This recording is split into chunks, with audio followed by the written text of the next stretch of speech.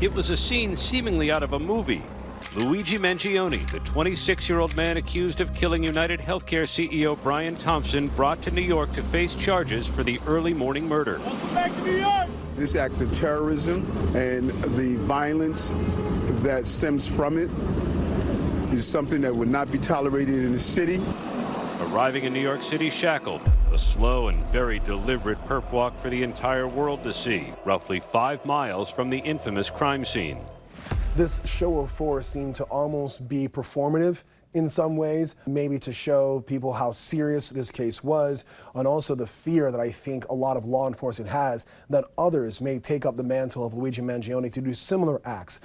In an unusual display, New York City Mayor Eric Adams and multiple high-ranking city officials gathered for the suspect's arrival. We wanted to personally be here to show the symbolism of leading from the front. The apprehension. Some of these detectives will finally sleep tonight. He will be arraigned today on his indictment for the killing of Brian Thompson, CEO of UnitedHealthcare, and he'll be arraigned in federal court. At the federal courthouse, Mangione charged with 4 counts, including stalking, murder, and weapons charges. That murder charge makes Luigi Mangione eligible for the death penalty. Now, each one of those charges serious in and of themselves. Prosecutors quoted entries in a notebook police said they recovered from Mangione's backpack that read like a countdown to murder. One entry reading, "The target is insurance because it checks every box." In October, 1.5 months, this investor conference is a true windfall. The complaint says the notebook describes an intent to whack the CEO of one of the insurance companies at its investor conference.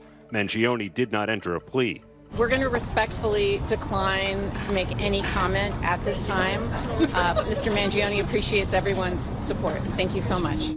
It's the story that has captivated America's attention for the past 2 weeks. How did this Ivy League-educated engineer from a wealthy family get so disenchanted that he was allegedly on a street in New York early one Wednesday morning and now being charged with shooting a major corporate CEO? The UnitedHealthcare CEO Brian Thompson shot and killed at point-blank range in Midtown Manhattan early this morning. Gunned down. Police calling it premeditated, pre-planned. The gunman, they say, was waiting. All eyes riveted by the week-long multi-state manhunt to find the suspect. We start with breaking news today on ABC News Live, the arrest of a person of interest in Pennsylvania. And the surprising show of support for the alleged killer. He's awoken the people to a true issue. And when the masses come together is when change can really happen. Oh my God, did you see? He just walks up and blasted him point blank. I know, it's awesome. Oh, nah, I ain't seen nothing. I ain't seen nothing. Matter of fact, I'm blind in my left eye. No one would turn on Robin Hood, and nobody's going to turn on the adjuster. This is about a lot of people are extraordinarily angry about the way the healthcare industry is allowed to treat us, and one person went off the deep end and did something about it. The story begins on West 54th Street in New York City. Up to that point, a relatively normal Wednesday. Mostly cloudy today and a high of 41. It'll be gusty. You see this shooter walking up 54th Street wearing a hood that was up. He had a mask on in the vicinity of the Hilton.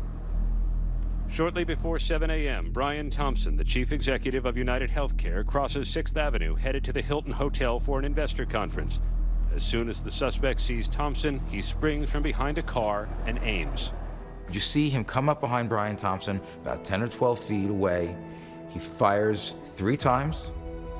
You see a bystander run out of the frame in the other direction. Brian Thompson is on the floor. A deadly shooting in Midtown Manhattan. And police are searching for a suspect that fled the scene. A manhunt ensues, with police searching for video from thousands of cameras that blanket New York City, tracking his movements after the crime, riding a bike into Central Park. Leapfrogging over one camera over another, they were able to track this guy to this youth hostel on 103rd in Amsterdam. So at the youth hostel, they find this amazing piece of video. As he's checking into the youth hostel, the lady behind the counter asks him to drop his mask to see his face, to see his smile, and he obliges. And that was the picture that went viral. That viral photo fueling an exhaustive search Finally, investigators get a tip from a McDonald's in Altoona, Pennsylvania.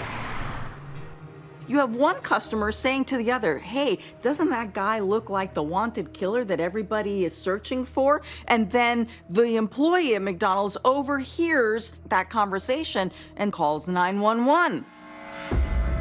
Within hours, police would give the mysterious face with the flirtatious smile a name. Police in Altoona, Pennsylvania are questioning 26-year-old Luigi Mangione. Details uncovered about his life make the story even more intriguing. He was the most nice, unassuming kid you've ever met. A lot of really good friends, really athletic, two-sport varsity athlete.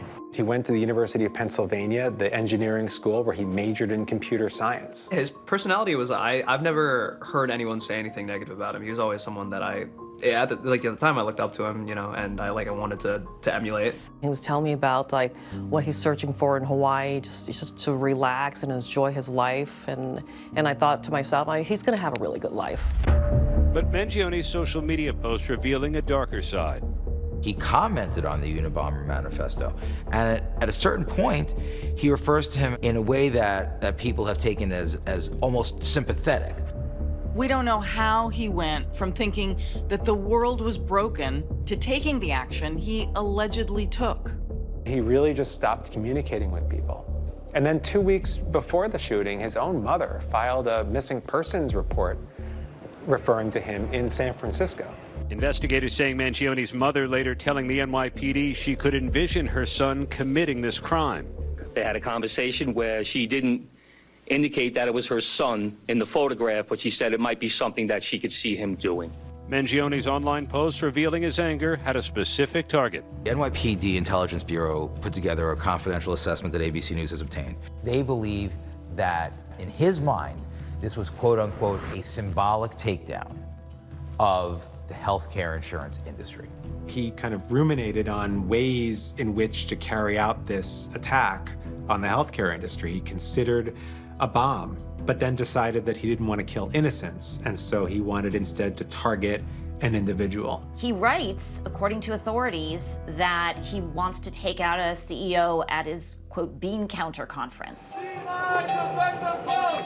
Despite the brazen crime, the 26-year-old has become an unlikely hero. In a recent Emerson College poll, 41% of U.S. voters between ages 18 and 29 said Mangione's actions were acceptable. I have never seen a case like this. It has a life and an energy of its own on social media. Policeman, he come and take Luigi far away. And the outpouring was instant and intense.